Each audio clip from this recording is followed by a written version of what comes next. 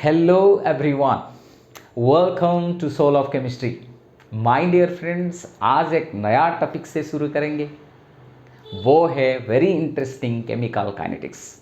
इस टॉपिक में हम फोकस करेंगे rate of reaction, factors affecting rate of reaction and सबसे ज़्यादा जो इम्पोर्टेंट है वो है मैकेनिज्म ऑफ रिएक्शन। एंड उधर वेरियस टाइप का रिएक्शंस कैसे होते हैं, जैसे कि कंजिक्यूटिव रिएक्शन, जैसे कि पैरेलल रिएक्शन, ऑपोजिंग रिएक्शन, ये सारे टाइप का रिएक्शंस के बारे में डिस्कशन करेंगे। And most important of this topic also rate, order, molecularity. Order क्या होता है, मोलिकुलरिटी क्या होता है, यूनिमोलिकुलर रिएक्शन क्या होता है, first order reaction, second order reaction क्या होते हैं, ये सब तमाम चीज़ों के बारे में इधर डिस्कशन होगा। लेकिन इससे पहले आज के क्लास में हम डिस्कशन करेंगे average and instantaneous rate of reaction. But इससे पहले हमको आइडिया होना चाहिए रिएक्शन क्या है, रिएक्शन होता कैसे है। रिएक्शन के अंदर हम देखेंगे तो एक्चुअली क्या होता होगा इस रिएक्शन में। ठीक है माय डियर फ्रेंड्स, कि हाँ, मैं इससे पहले बोल दूं, प्रोडक्ट फॉर्म होने के लिए रिएक्टेंट के बीच में कॉलिजन यानी धक्का होना चाहिए। This is necessary. Why and how the product is form? This is because product is formed due to the collision between molecule. And collision होने से क्या होता है माय डियर फ्रेंड्स, अगर हॉस्टल में दो रूम्स आमना सामनी है, फ्रंट टू फ्रंट है, कोइंसिडेंटली अगर दो ही रूम से दो फ्रेंड एक ही टाइम में एक कुछ धमाकेदार न्यूज़ लेके आते हैं एक दूसरे को कहने के लिए, अल्टीमेटली ये होगा दोनों आपस में टकरा जाएंगे। एंड वेरी सिंपल, अगर टकराना इतना जोर हो जाएगा कि उनका दांत तोड़ जाएगा। ठीक है, ठीक उसी तरह दो मॉलिक्यूल जब उसी सफिशिएंट वेलोसिटी में कोलाइड करते हैं तो उनके बीच में जो बॉन्ड है, कुछ बॉन्ड ब्रेक होते हैं एंड साइमल्टेनियसली कुछ नया बॉन्ड्स एटम और एटम के बीच में फॉर्म होता है एंड प्रोडक्ट फॉर्म होता है। ये होता है माइक्रो लेवल ऑफ रिएक्शन। तो जैसे कि हम ले सकते हैं my dear friends, A and B के बीच में बॉन्ड है, सी और डी के बीच में बॉन्ड है, ये दोनों वापस में टकराएंगे तो क्या होगा, ये बॉन्ड ब्रेक करता है, ये बॉन्ड ब्रेक करता है, यानी ए एंड सी के बीच में नया बॉन्ड, बी एंड सी के बीच में नया बॉन्ड फॉर्म हो जाएगा। तो हमको मिलेगा ए सी एंड बी डी मॉलिक्यूल। पुराना जो बॉन्ड है वो ब्रेक हो गए एंड नया बॉन्ड फॉर्म हो गए तो हमको प्रोडक्ट मिल गया। तो यानी मैं कहना चाहता हूँ, क्यों ये कॉलिजन को मैं सामने लाता हूँ, पहले से चैप्टर का कॉलिजन थ्योरी तो बाद में हम इन डिटेल्स डिस्कशन करेंगे, लेकिन इधर कॉलिजन को डिस्कशन करने का नीड क्या है, रिक्वायरमेंट क्या है। रिक्वायरमेंट ये है माय डियर फ्रेंड्स कि कॉलिजन जितना ज़्यादा बढ़ेगा मॉलिक्यूल के बीच में, उतना बॉन्ड्स ब्रेक होगा, उतना बॉन्ड्स फॉर्म भी होगा, उतना ज़्यादा प्रोडक्ट्स फॉर्म होगा। एंड कितना ज़्यादा प्रोडक्ट्स फॉर्म हो रहा है, इसको लेके हमारा रेट ऑफ रिएक्शन आएगा। जितना ज़्यादा रेट ऑफ रिएक्शन उतना ज़्यादा प्रोडक्ट फॉर्मेशन और उतना ज़्यादा रिएक्टेंट का कंजप्शन। रिएक्टेंट का कंसंट्रेशन में कितना कम हो रहा है और प्रोडक्ट का कंसंट्रेशन में कितना बढ़ोतरी हो रहा है, कितना इंक्रीमेंट हो रहा है, इसको ही रेट ऑफ रिएक्शन कहते हैं with respect to time.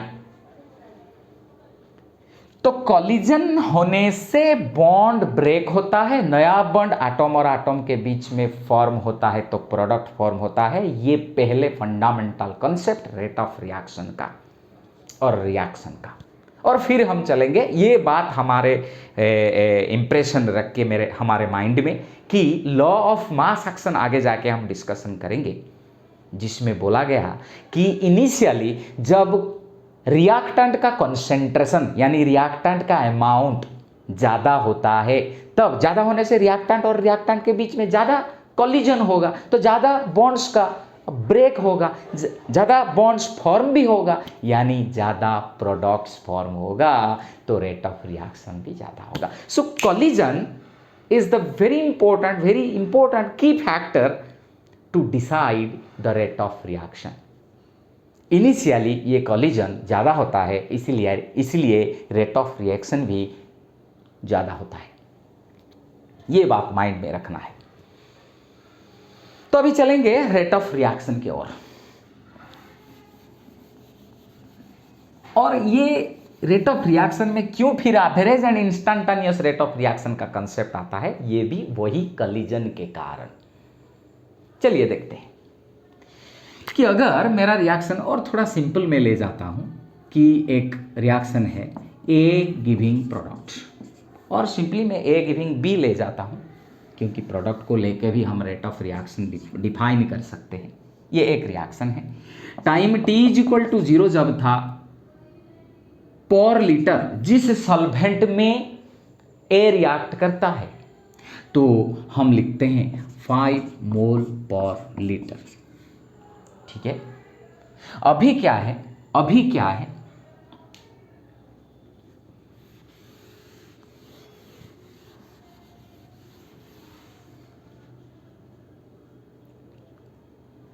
let us consider a reaction A plus B giving C plus D. My dear friends, होगा ये कि T = 0 टाइम पे सपोज हमारा इसका था 5 mole per litre. My dear friends, concentration होता क्या है, पर यूनिट वॉल्यूम।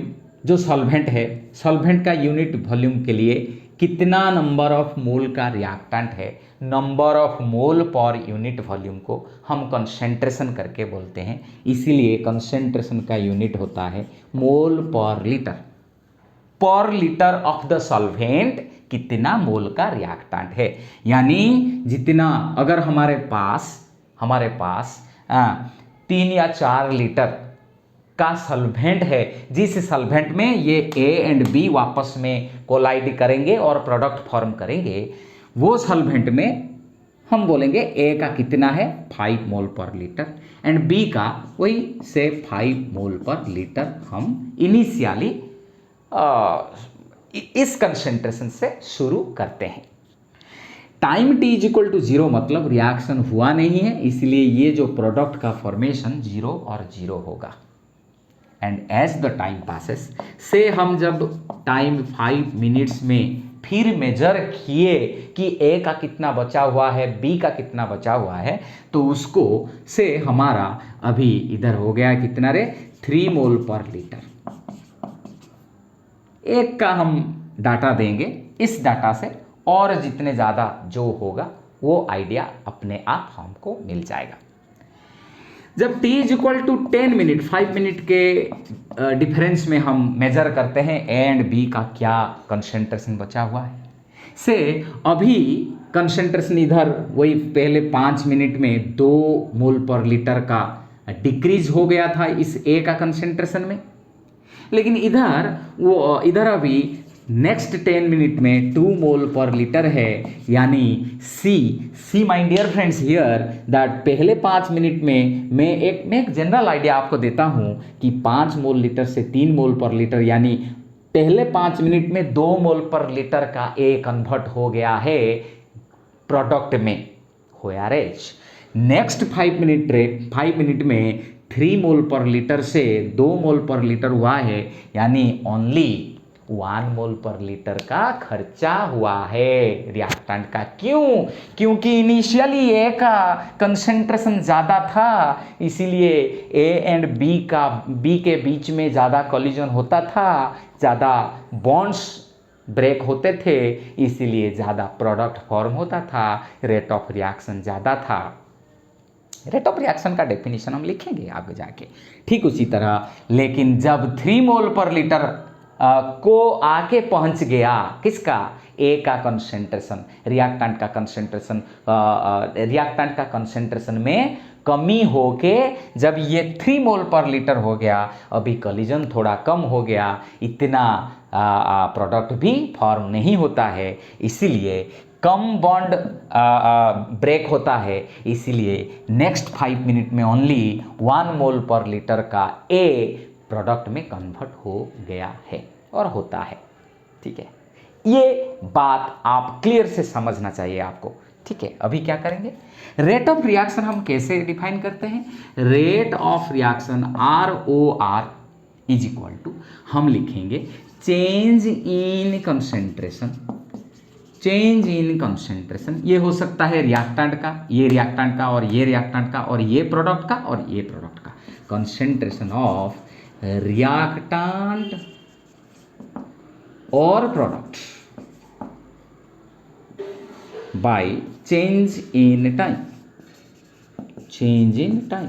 और एक वेरी इंपॉर्टेंट, अगर आप कोई अथर थर्ड थिंग, इधर जो थर्ड थिंग आता है इसको मेंशन नहीं करते हैं, लेकिन हम डिटेल्स पे जाते हैं, अच्छी तरह से समझते हैं, ठीक तरह से डीप को जाके समझते हैं। हमको समझना भी चाहिए, हम BSc पढ़ रहे हैं, हमारा फिलोसफी उतना स्ट्रांग होना चाहिए हमारा चैप्टर पे।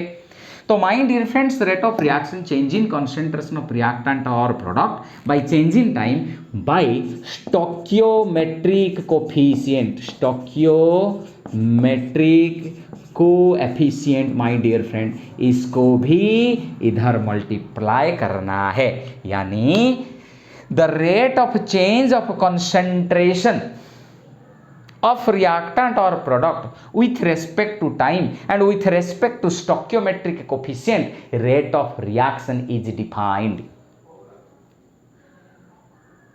तो अभी क्या करेंगे, इधर क्या हो सकता है माय डियर फ्रेंड, अभी ये कुछ भी नहीं है इधर, मतलब इसका मोल है या स्टोइकियोमेट्रिक कोफिशिएंट है 1, इसका स्टोइकियोमेट्रिक कोफिशिएंट है 1, इधर स्टोइकियोमेट्रिक कोफिशिएंट है 1 and 1। इस टाइप का रिएक्शन में जब हर एक रिएक्टेंट एंड प्रोडक्ट का स्टोइकियोमेट्रिक कोफिशिएंट सेम होता है, तब हमारे लिए कोई बात नहीं, इसको नहीं लिखेंगे तो भी चलेगा।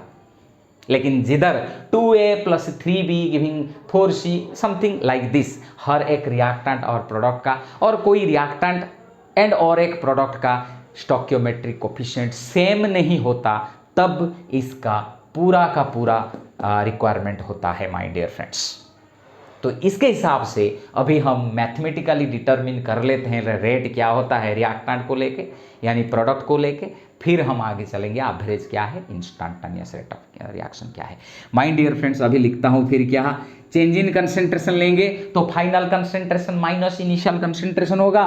फाइनल कंसेंट्रेशन अगर मैं ये दोनों का लेता हूँ 5 और 10 जो है मिनट में, तो फाइनल कंसेंट्रेशन 10 मिनट में था 2 माइनस इनिशियल कंसेंट्रेशन 5 मिनट में जितना कंसेंट्रेशन है ए का, उस कंसेंट्रेशन को अगर हम इनिशियल कंसेंट्रेशन कंसीडर करते हैं एंड इसको फाइनल, तो फाइनल माइनस इनिशियल 2 - 3 ये कंसेंट्रेशन है, यानी इसका यूनिट होगा mole per litre by my dear friends आता है कि change in time, final time minus initial time, यानी 10 - 5 ये किस यूनिट में है, मिनट में है, तो ये बन जाता है 2 - 3।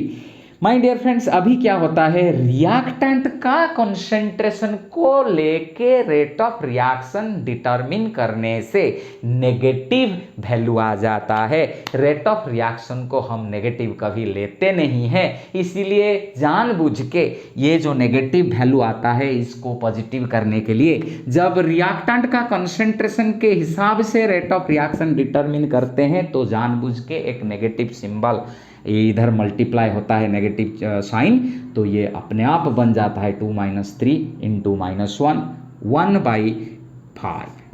1/5 इधर है 1/5 मतलब 0.2, ऊपर था मोल पर लीटर, नीचे जो मिनट है अगर वो ऊपर जाएगा तो ये बन जाएगा मोल पर लीटर पर मिनट।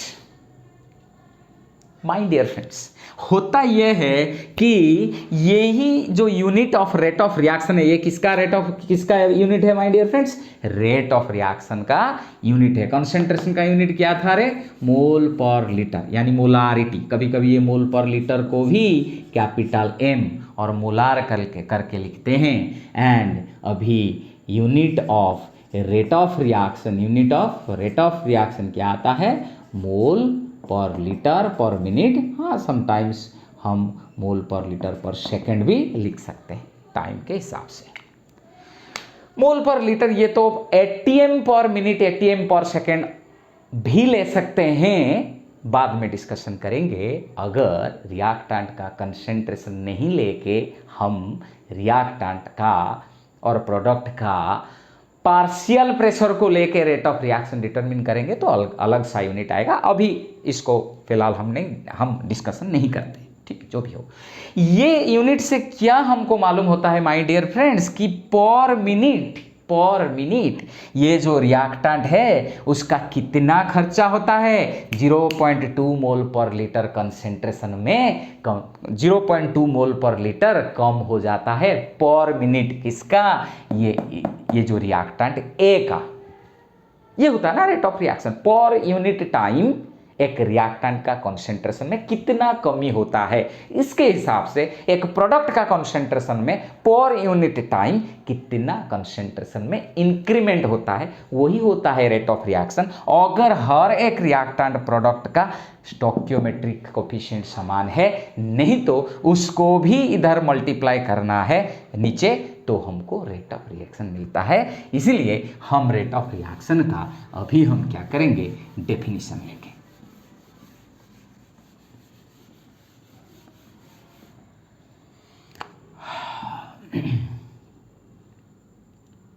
The change in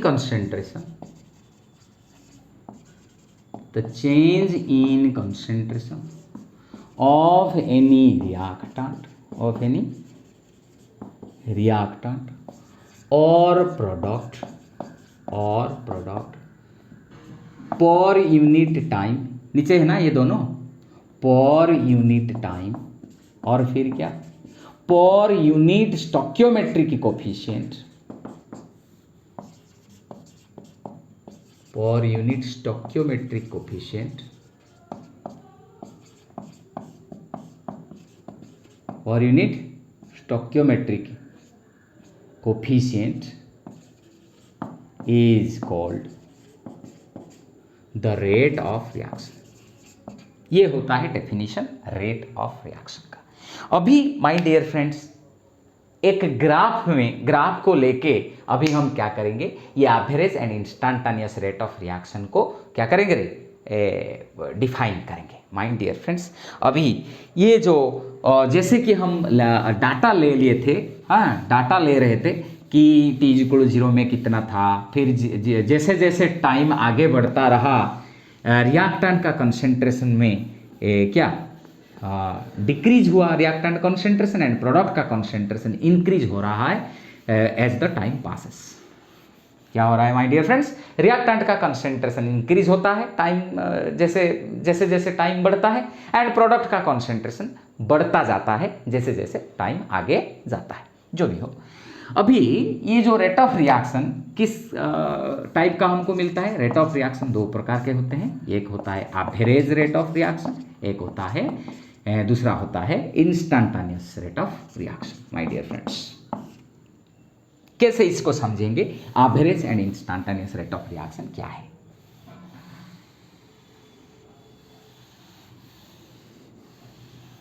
ये तो हम श्योर हो गए हैं कि जैसे कि टाइम आगे बढ़ता रहेगा रिएक्टेंट का कंसंट्रेशन में कमी आएगा। यानी अगर मेरा ग्राफ ठीक इस तरह है, इधर एक में कंसंट्रेशन ऑफ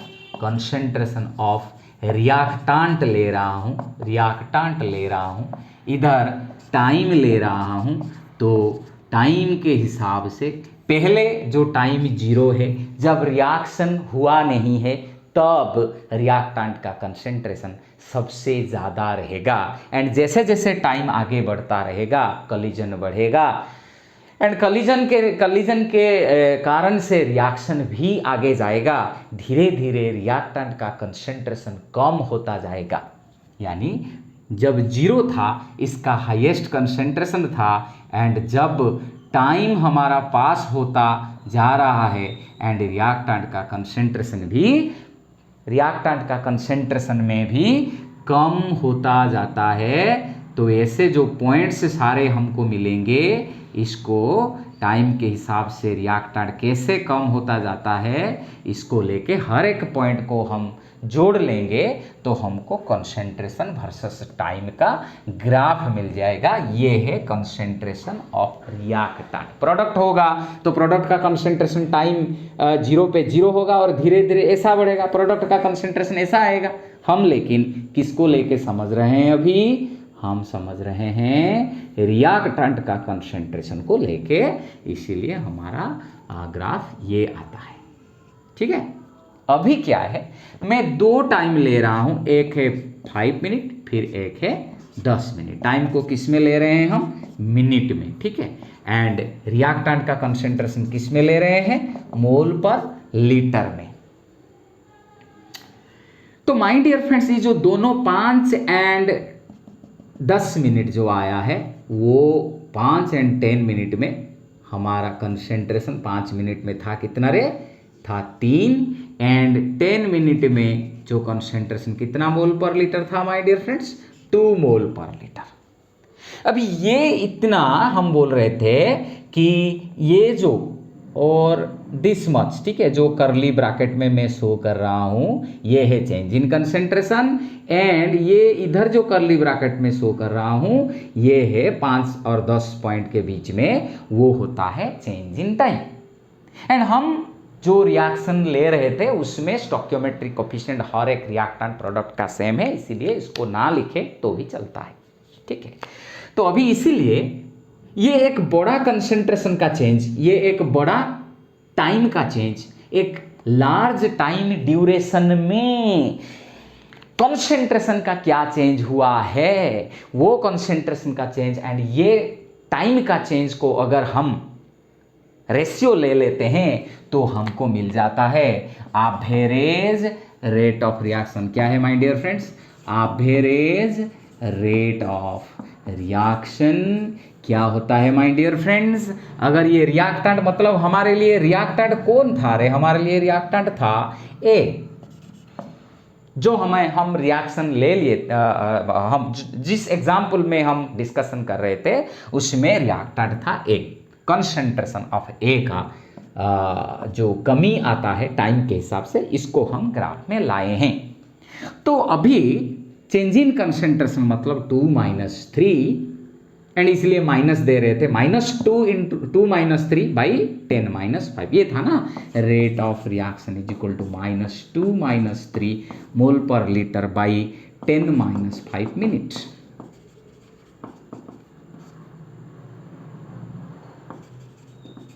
ठीक है माय डियर फ्रेंड्स, अभी इसीलिए जो है ये क्या है? Change in concentration of reactant, यानी लिखेंगे ROR। चेंज, बड़ा जो चेंज आता है उसको डेल्टा लिखते हैं। किसका चेंज? ए का कंसंट्रेशन, ब्रैकेटेड ए मतलब ए का कंसंट्रेशन में कितना चेंज आया है, वो चेंज को लिखते हैं हम डेल्टा, वो चेंज को हम लिखते हैं डेल्टा। एंड इससे पहले क्या है? इधर नेगेटिव है, बाई क्या है? टाइम का चेंज है। Let me change the marker and 1 minute my dear friends. इधर चेंज इन टाइम को क्या लिखेंगे? Delta t. ठीक है, अगर कोई स्टोइकियोमेट्रिक कोफिशिएंट होगा तो भी इसको हम मल्टीप्लाई कर सकते हैं। जिस रिएक्टेंट का जितना स्टोइकियोमेट्रिक कोफिशिएंट है, 2 है 3 है, 1 है तो मल्टीप्लाई कर, सॉरी इधर नीचे मल्टीप्लाई करने का जरूरत नहीं है। अगर है कोई 2 3 उसको इधर मल्टीप्लाई कर सकते हैं। ठीक है, वो होता है rate of reaction, average rate of reaction, क्योंकि ये जो डेल्टा टी है लार्ज टाइम ड्यूरेशन, यानी 5 और 10 के बीच में लार्ज टाइम ड्यूरेशन, इसको हम average rate of reaction. My dear friend, क्यों इसको एवरेज बोलते हैं? इसलिए एवरेज बोलते हैं कि लार्ज टाइम ड्यूरेशन में रेट ऑफ रिएक्शन में कितने ज्यादा चेंज आ जाता है। क्यों? अभी अभी मैं बोल रहा था कि रेट ऑफ रिएक्शन कॉलिजन के ऊपर डिपेंडेंट है।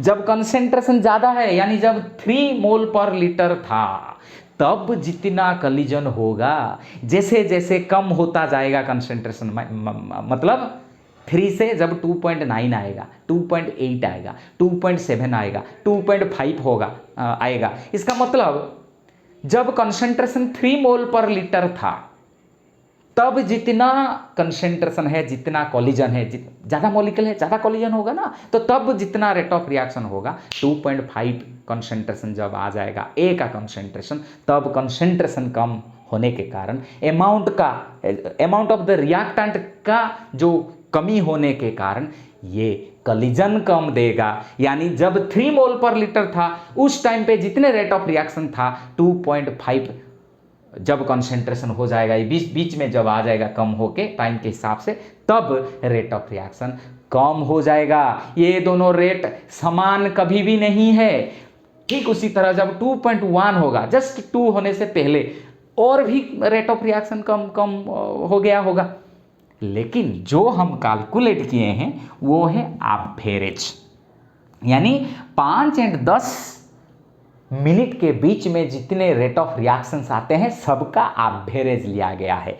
तो जो हमारा आया था कि रेट ऑफ रिएक्शन हम लिखे थे 0.2 मोल पर लीटर पर मिनट, इसका मतलब ये नहीं है 2 और 3 के जो मोल, सॉरी इधर टाइम हम देखेंगे 5 और 10 मिनट के बीच में जब भी देखेंगे तभी हमको ये वैल्यू नहीं मिलेगा, 0.2 मोल पर लीटर नहीं मिलेगा। ये एवरेज है, इसीलिए जब 3 मोल पर लीटर है, जब 3 मोल पर लीटर है ए का कंसंट्रेशन, तब ये एवरेज से ज़्यादा रेट ऑफ रिएक्शन होगा, क्योंकि 3 मोल पर लीटर में ज़्यादा कॉलिजन होता होगा। ठीक उसी तरह जब 2 फाइनल आ गया, 2 मोल पर लीटर कम हो गया कंसंट्रेशन, तब उससे भी और कम रेट ऑफ रिएक्शन हो रहा होगा उधर, लेकिन ये एक एवरेज वैल्यू है। इससे ज़्यादा भी हो सकता है, इससे कम भी हो सकता है, लेकिन ये एवरेज वैल्यू है। आया दिमाग में बात ना? वेरी क्लियर ना my dear friends. So rate of reaction 0.2 mole per litre पर मिनट, ये एवरेज तब होता है जब लार्ज टाइम ड्यूरेशन हम लाते हैं। इसलिए हम लिखते हैं rate of reaction large change in concentration by large change in time into stoichiometric coefficient. So average rate of reaction is determined for a large time duration. जब हम टाइम को कम करते जाएंगे कंसंट्रेशन का चेंज भी उतना कम होता जाएगा। जब ये टाइम का ड्यूरेशन छोटा होते होते होते एक पॉइंट में कन्वर्ट हो जाएगा, तब एक पर्टिकुलर कंसंट्रेशन का चेंज होगा। वो एक पर्टिकुलर इंस्टेंट ऑफ टाइम में जितना कंसंट्रेशन का चेंज होगा वो होगा instantaneous rate of reaction my dear friends. तो तब क्या करेंगे, ये एवरेज रेट ऑफ रिएक्शन जो है ये किसके लिए डिटरमिन होता है? Determined for a the rate of reaction which is determined for a considerably large और लार्ज टाइम ड्यूरेशन। ठीक है, अभी चलेंगे एवरेज से इंस्टंटेनियस रेट ऑफ रिएक्शन कैसे जाएंगे।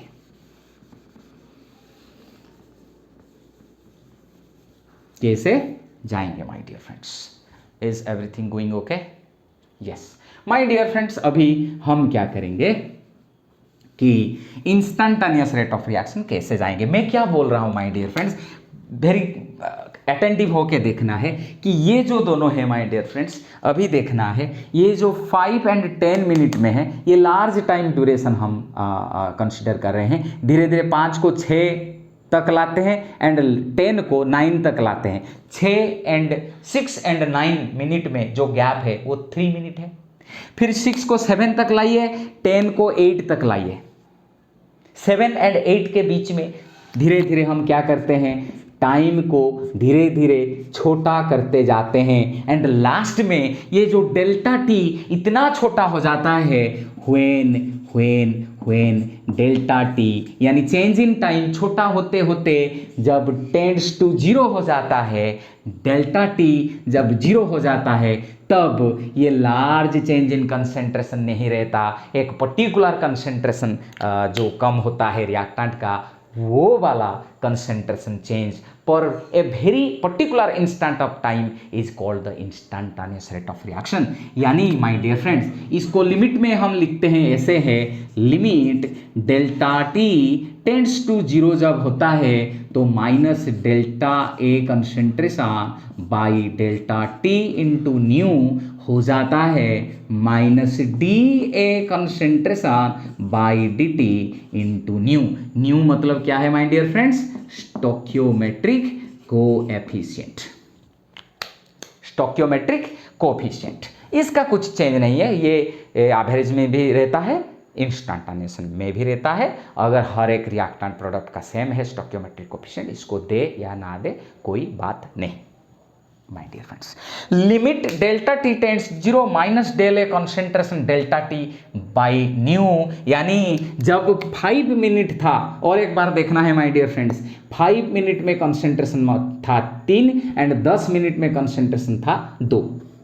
जब 5 से 6 लाते हैं कंसेंट्रेशन थोड़ा इधर आ गया, 10 से 9 आता है कंसेंट्रेशन इधर आ गया। मतलब माय डियर फ्रेंड्स इधर देखना है, 3 एंड 2 मोल पर लीटर के बीच में जो कंसेंट्रेशन का डिफरेंस था अभी, सॉरी 3 और 2 का बीच में जो कंसेंट्रेशन डिफरेंस था अभी थोड़ा डिफरेंस कम होता जाता है। अभी जितना जितना कम करके आएंगे ये delta T change in time छोटा छोटा करते, जब इतना छोटा कर देंगे कि वो एक पर्टिकुलर टाइम बन जाएगा, एक पॉइंट बन जाएगा, तब भी एक पर्टिकुलर कंसेंट्रेशन ही चेंज होता होगा, उसको ही इंस्टैंटेनियस रेट ऑफ रिएक्शन कहेंगे, जिसको इधर लिखे हैं कि जब delta t tends to zero हो जाता है तो डेल्टा ए भी डी ए यानी एक इनफाइनाइटिजिमल चेंज इन कंसेंट्रेशन हो जाता है। Infinitesimal change in concentration, change in concentration हो जाता है माय डियर फ्रेंड्स। तो delta A by delta D लिखने से होता है एवरेज रेट ऑफ रिएक्शन। जब छोटा कंसेंट्रेशन चेंज, छोटा चेंज इन टाइम, ये वाला एक्सप्रेशन हो जाता है instantaneous rate of reaction my dear friends. ये क्या बन गया? Instantaneous rate of reaction, ROR। Did you get it now? It's very clear and very interesting to understand what exactly is the instantaneous rate of reaction. कि जब time का difference छोटा होता है, कंसेंट्रेशन का डिफरेंस भी छोटा होता है। जब एक पर्टिकुलर टाइम में कितना कंसेंट्रेशन चेंज होता है हम देखेंगे, तो एक पर्टिकुलर कंसेंट्रेशन का भी चेंज हो रहा होता है, उसको ही हम इंस्टैंटेनियस रेट ऑफ रिएक्शन कहते हैं टाइम के हिसाब से। तो अभी हम क्या करते हैं, दो ही instantaneous rate of reaction, average rate of reaction का आइडिया हमारा आ गया। हम कैसे हम डिटरमिन करेंगे, जैसे कि हम इंस्टैंटेनियस वेलोसिटी डिटरमिन करते थे, उसी तरह इधर भी हम instantaneous rate of reaction determine कर सकते हैं। ये थोड़ा ग्राफ खराब हो गया, इसको दोबारा कर लेते हैं। और जैसे कि average and instantaneous velocity determine करते थे, ठीक उसी तरह इधर है concentration of reactant mole per litre, इधर है टाइम मिनट में। तो रिएक्टेंट का कंसेंट्रेशन अगर ऐसा कम होता है टाइम के हिसाब से, तो हम average rate of reaction determine करेंगे तो एक लार्ज टाइम ड्यूरेशन लेंगे। लार्ज टाइम ड्यूरेशन के लिए लार्ज कंसेंट्रेशन भी चेंज होगा। लेकिन अगर इस पर्टिकुलर टाइम इंस्टेंट को लेके, पर्टिकुलर इंस्टेंट ऑफ टाइम, यानी इधर 5 मिनट था, इधर 10 मिनट है, अगर हम 7.5, ये अगर हमारे लिए 7.5 मिनट है, इस पर्टिकुलर 7.5 मिनट में कितना रेट ऑफ रिएक्शन है, ये पर्टिकुलर टाइम पे कितना रेट ऑफ रिएक्शन है अगर हम डिटरमिन करेंगे, तो वो होगा इंस्टैंटेनियस रेट ऑफ रिएक्शन। इसलिए 7.5 मिनट जिधर है उधर से एक परपेंडिकुलर हम ड्रॉ कर रहे हैं। वो परपेंडिकुलर, ये जो कर्व है, चेंज इन कंसेंट्रेशन का कर्व है, जिधर वो इंटरसेक्ट करता है, ये एक पॉइंट हमको देता है। अभी ये पॉइंट से एक हम टांजेंट ले लेंगे, ये टांजेंट इधर एक क्रॉस करेगा, इधर एक क्रॉस करेगा। अभी जो इंस्टैंटेनियस रेट ऑफ रिएक्शन आता है हमारे लिए क्या आएगा रे? हमारे लिए तभी इंस्टंटानियस रेट ऑफ रिएक्शन कितना आएगा रे, minus d a concentration by d T new. और इसके हिसाब से क्या होगा, ये अगर पॉइंट ओ है, ये अगर पॉइंट ए है, ये अगर पॉइंट बी है, तो हमारे लिए इंस्टंटानियस रेट ऑफ रिएक्शन आएगा ओ ए बाई ओ बी। ठीक है, ओ ए माइनस ओ बी। सो हाँ, जैसे कि हम रिएक्टेंट का कंसंट्रेशन को लेके डिटरमिन कर रहे हैं इंस्टंटेनियस रेट ऑफ रिएक्शन, इसलिए माइनस आएगा। हम पहले से डिस्कशन कर चुके हैं। ओ ए मतलब इधर है ना कुछ कंसंट्रेशन, ये है 2 3, इधर 4 हो सकता है, यानी ओ ए जितना भी होगा, ये मेजरमेंट दिया होगा ना हमको, उसको लेके पॉइंट ओ से ओ ए बाई ओ बी, यानी 5 10, ये कुछ 13 हो सकता है, 10 11 12 13 हो सकता है। एंड ये 1 है, 2 है, 3 है, ये से हमारे लिए ये पॉइंट 3.5 मोल पर लीटर है। ठीक है, मोल पर लीटर है। ठीक है, अभी हम क्या करेंगे, ये है 13 मिनट, ये जो पॉइंट बी है, जिधर ये जो टांजेंट जिधर क्रॉस कर रहा है टाइम एक्सिस को, एंड जिधर ये टांजेंट क्रॉस करता है कंसंट्रेशन एक्सिस को, ये पॉइंट है ए और टाइम में बी, इसलिए हम लिख रहे हैं minus O A by O B, यानी माइनस 0 माइनस 3.5 बाई 13 माइनस 0, ये जितना आता है वो देगा आपको इंस्टंटेनियस रेट ऑफ रिएक्शन, उतना ही मोल पर लीटर पर मिनट। ये था आपके लिए आज ही क्लास में। I thought you enjoyed the class. Even sometimes क्या होता है माय डियर फ्रेंड्स ना, ज़्यादा डीप कहने से कुछ स्टूडेंट्स जो एक्चुअली केमिस्ट्री को फोकस नहीं करना चाहते, वो ऑनर्स पढ़ते हैं, ज़्यादा मार्क रखने को भी चाहते हैं, लेकिन वो केमिस्ट्री को लेकर आगे नहीं जाएंगे, वो बैंकिंग क्लरिकल और जिधर जिसका एम है, आई रेस्पेक्ट देम, आपको बहुत डीप को भी जाना ज़रूरत नहीं है।